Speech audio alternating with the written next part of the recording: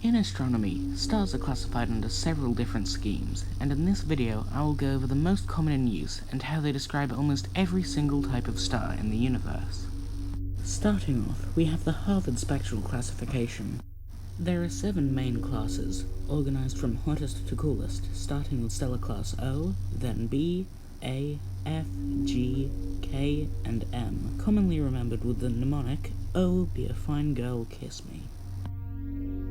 The classes are further expanded upon by adding an Arabic numeral to specify temperature within the class, going from 0 being the hottest to 9 the coolest. By virtue of being sorted by temperature, with hotter stars having shorter lives, it is also arranged in order of rarity. The closest O-type star is Zeta Ophiuchi, around 370 light-years away.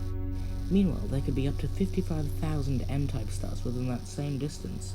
But we do have a problem with this. Both the minuscule Teegarten star and the gargantuan Betelgeuse are both M-types. How can we differentiate further? And this is where the Yerkes spectral classification comes in handy.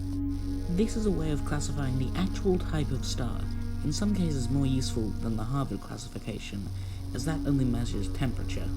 It has several types for each stage of stellar evolution: 7 or D for white dwarfs, 6 or SD for subdwarfs, 5 main sequence, 4 subgiant, 3 giant, 2 bright giant, 1b dim supergiant, 1ab intermediate supergiant, 1a supergiant, and 1a plus or 0 for hypergiants.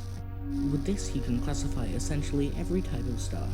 Now Teegarten star is an M7-5 type star, and Betelgeuse is an M2-1a. There is also a variety of further subclasses to specify stars even more, such as WR for rare Wolf-Rayet type stars, and several to cover brown dwarfs. These aren't as firmly organized in temperature, with the 3 main classes being L, T, and Y. L-types are almost all stars failing to fuse hydrogen, being small stars, with the exception of the supergiant V838 Monocerotis.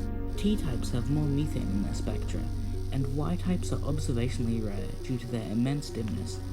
The closest Y-type discovered is WISE 08550714, though there is no international consensus on what the boundary between T and Y-types are.